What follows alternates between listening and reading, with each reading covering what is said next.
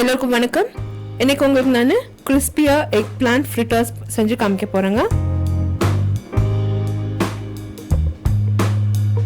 நான் ஃபர்ஸ்ட் என்ன பண்ணிருக்கேன்னா, ஒரு மிக்சர் ஜாரில் வந்து வெங்காயம், தக்காளி, பச்சை மிளகாய் அண்ட் பூண்டு சேர்த்து இது எல்லாத்தையும் கொஞ்சம் நல்லா விழுதாக அரைச்சிக்க போகிறேன். நான் ஒரு பேசிக் பாஸ்தா சாஸ் ரெடி பண்ணுறேங்க.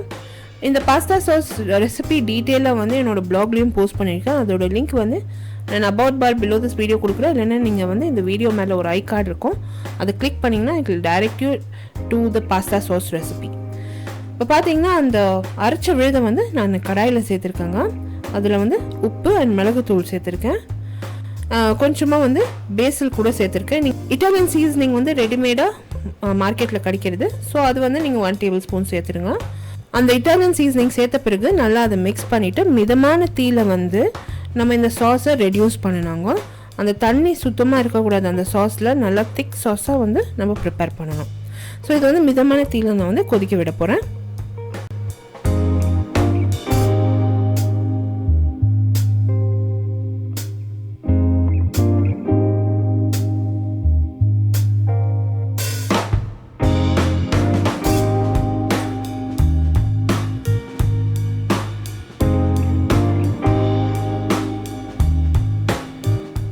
இப்போ இந்த சாஸ் கொதிக்கிற டைமில் வந்து நான் கத்திரிக்காய் வந்து பீசஸ் பண்ணிக்க போகிறேங்க. ஃபர்ஸ்ட் என்ன பண்ண போகிறோம், அந்த காம்பெல்லாம் வந்து நீக்கிட போகிறேன். நான் வந்து பஜ்ஜி கத்திரிக்காய் எடுத்திருக்கேன். க்ளீனாக இந்த கத்திரிக்காயை வந்து வாஷ் பண்ணிவிட்டு நல்லா துடைச்சிருக்கேங்க. இப்போ பார்த்தீங்கன்னா அந்த கத்திரிக்காய் வந்து ஃபஸ்ட்டு ஹாஃபாக கட் பண்ணிட்டேங்க.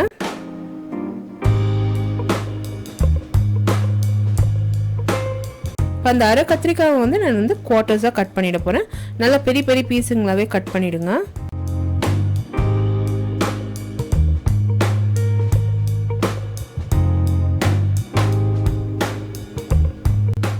ஹாஃப் மூன்ஸாக கட் ஆயிடுச்சு. இப்போது அது வந்து தண்ணியில் வந்து உப்பு கொஞ்சம் சேர்த்து அந்த கத்திரிக்காய் வந்து தண்ணியில் சேர்த்துருங்க. ஏன்னா அந்த கத்திரிக்காய் கருத்துருச்சுன்னா அது வந்து அவ்வளோவா நல்லா இருக்காது பார்க்குறதுக்கு.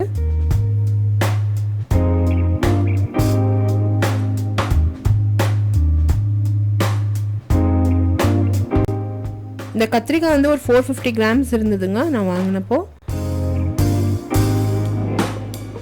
இப்போ பார்த்தீங்கன்னா அந்த ஹாஃப் மூன் கத்திரிக்காவை வந்து நான் சென்டரில் கட் பண்ண போகிறேன். இது ஒரு சாண்ட்விச் மாதிரி இருக்க போது. நான் வந்து இந்த கத்திரிக்காவை all the way through cut பண்ணல, ஜஸ்ட் கொஞ்சம் கேப் விட்டுட்டு ஸ்லிப் பண்ணியிருக்கேன் சென்டரில். இப்போ அந்த மாதிரி எல்லா பீஸுமே கட் பண்ணி வச்சுக்கோங்க. இந்த கத்திரிக்காய்க்கு வந்து நம்ம சென்டரில் அந்த சாஸை வச்சு அது உள்ளே வந்து நம்ம சீஸ் ஸ்டஃப் பண்ணி ஃப்ரை பண்ண போகிறோம். இப்போ இது மாதிரி நான் இந்த கத்திரிக்காய் மொத்தத்தையும் ரெடி பண்ணிட்டேங்க. இப்போ அந்த சாஸ் பார்த்தீங்கன்னாக்கா அது ஃபுல்லாக வற்றி போச்சு. அந்த தண்ணி இருக்கிறதெல்லாம் வற்றி போச்சு. இந்த சாஸ் நீங்கள் நிறைய பண்ணி நீங்கள் ஃப்ரிட்ஜில் வச்சிங்கன்னா உங்களுக்கு எப்போ பாஸ்தா ஒரு பீஸா தேவைப்படுதோ அப்போ நீங்கள் செஞ்சுக்கலாம். வீட்லேயே அந்த சாஸ் வந்து நம்ம ரொம்ப ஈஸியாக செய்யலாங்க. நம்ம கடையிலலாம் இது வாங்க தேவையில்லை. இப்போ இந்த சாஸை வந்து அடுப்புலேருந்து இறக்கிட போகிறேன்.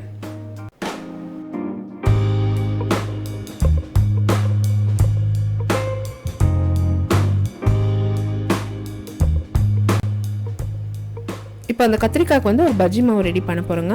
சோள மாவு அண்ட் மைதா மாவு வந்து ஒரு கப்பில் சேர்த்துருக்கேன். கொஞ்சம் கொஞ்சமாக தண்ணி ஆட் பண்ணி கொஞ்சம் நல்லா மிக்ஸ் பண்ணி வச்சுக்க போகிறேன். கட்டி முட்டையே தட்டாமல் நல்லா கொஞ்சம் மிக்ஸ் பண்ணி வச்சுக்க போகிறேன்.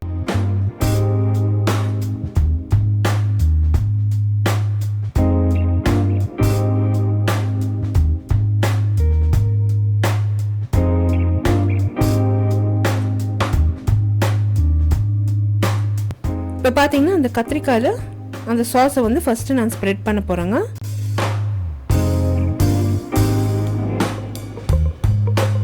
இது நீங்கள் வந்து ஒரு பட்டர் நைஃப் வச்சு நீங்கள் ஸ்ப்ரெட் பண்ணிங்கன்னா ஈஸியாக இருக்கும்.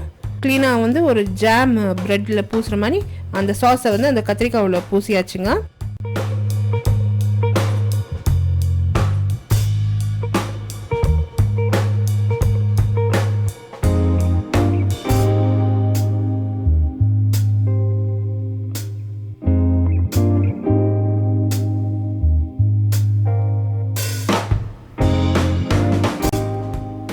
இப்போ நான் வந்து அந்த சீஸ் சிங்கிள்ஸ் கிடைக்கிறது நம்மளுக்கு மார்க்கெட்டில். அது வந்து ஒரு சின்ன சின்ன பீஸாக கட் பண்ணி வச்சுருக்கேன். அந்த சீஸ் சிங்கிள்ஸை வந்து நான் இந்த கத்திரிக்காய் உள்ள நான் வைக்க போகிறேங்க. உங்கள் வீட்டில் எந்த சீஸ் இருக்கோ அது நீங்கள் சேர்த்துக்கலாம். நான் வந்து செடார் சீஸ் யூஸ் பண்ணுறேன். ஏன்னா நார்மலாக வந்து அதுதானே நம்ம சாண்ட்விச்சுக்கு வாங்குகிறோம். ஸோ அது வந்து எல்லார் வீட்லேயுமே இந்த செடார் சீஸ் இருக்கும்னு நினைக்கிறேன். சின்ன சின்ன பீசஸாக நீங்கள் கட் பண்ணி வச்சுக்கிட்டிங்கன்னா உங்களுக்கு ஈஸியாக இருக்கும் இந்த கத்திரிக்காய் உள்ள வைக்கிறதுக்கு. இல்லைனா சீஸ் உங்களுக்கு பிளாக்ல இருந்துச்சுன்னா நீங்கள் திரும்பி கூட அது சேர்த்துக்கலாம் உள்ள.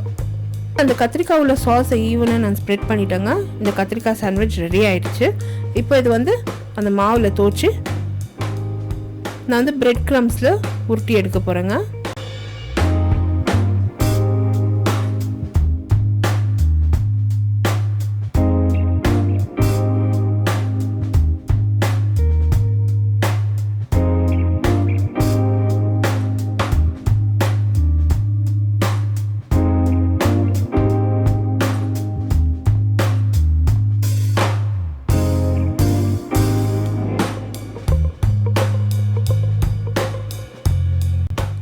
இப்போ வந்து எல்லா கத்திரிக்காய் பீஸுக்குமே வந்து நான் அந்த சாஸ் நல்லா ஸ்ப்ரெட் பண்ணிவிட்டு சீஸ் உள்ளே வச்சு சென்டரில் அந்த மாவில் தோச்சு பிரெட் க்ரம்ஸில் உருட்டி ஒரு பக்கமாக எடுத்து வச்சுக்கணுங்க. இது வந்து நீங்கள் கொஞ்சம் நிறையாவே செஞ்சு வச்சுக்கோங்க.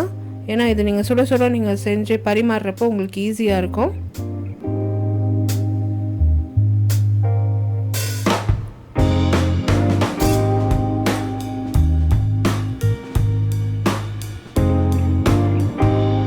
இந்த கத்திரிக்காய் ஃப்ரை பண்ணுறதுக்கு 2 மெத்தட் இருக்குங்க. நீங்கள் தவாவில் ஃப்ரை பண்ணலாம், இல்லைனா கடாயில் வந்து எண்ணெய் விட்டு நீங்கள் ஃப்ரை பண்ணலாம். இன்றைக்கி வந்து நான் கடாயில் வந்து எண்ணெய் விட்டு ஃப்ரை பண்ண போகிறேன்.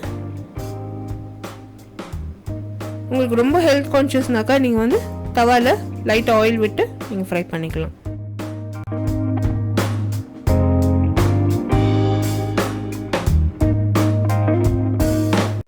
கடாயில் வந்து எண்ணெய் மிதமான தீயில் காய வச்சுருக்கேங்க.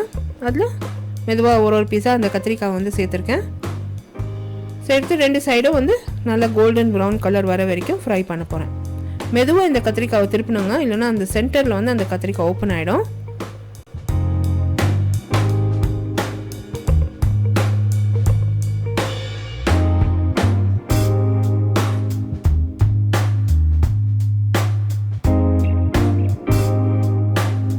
இப்போ இந்த கத்திரிக்காய் வந்து லைட் ப்ரௌன் வந்துடுச்சு பாருங்கள் கலரு.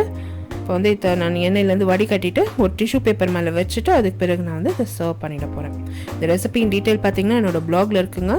ப்ளாக் லிங்க் வந்து about bar below this video post பண்ணுறேன். அப்படி இல்லைன்னா நீங்கள் வந்து I button about this video நீங்கள் கிளிக் பண்ணிங்கனாக்கா உங்களை டைரெக்டாக ப்ளாகுக்கு வந்து இந்த ரெசிபிக்கு உங்களை டைரெக்ட் பண்ணும்.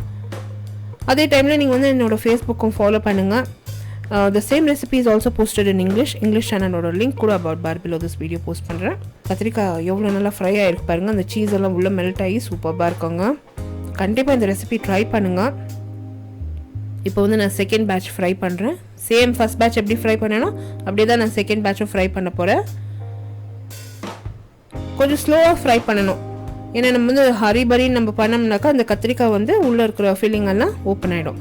கொஞ்சம் ஸ்லோவாக பண்ணிங்கன்னா ரொம்பவே நல்லா வரும். கண்டிப்பாக எல்லாருக்குமே வீட்டில் இது பிடிக்குங்க. நீங்கள் செஞ்சு பார்த்துட்டு உங்களோட காமெண்ட்ஸ் எனக்கு போஸ்ட் பண்ணுங்கள். இந்த வீடியோ பிடிச்சிருந்தாக்கா எனக்கு தம்ஸ் அப் கொடுத்து சப்ஸ்கிரைப் பண்ணுங்கள். இப்போ இந்த கத்திரிக்காய் நல்லா ஃப்ரை ஆன பிற்பாடு இது நான் சர்வ் பண்ணிட போகிறேங்க. இந்த கத்திரிக்காய் சாஸ் ஒரு எனி டிப்பிங் சாஸ் எதுவுமே தேவையில்லை இதுக்கு. இதை வந்து அப்படியே நம்ம சர்வ் பண்ணோம்னா சூப்பராக இருக்கும் டீ டைமுக்கு. கண்டிப்பாக செஞ்சு பாருங்கள். நான் அடுத்த புதிய ரெசிபியோடு உங்களை திருப்பியும் சந்திக்கும் வரை this is Vidya Lakshmi. Until next time, thank you so much for watching. Bye bye.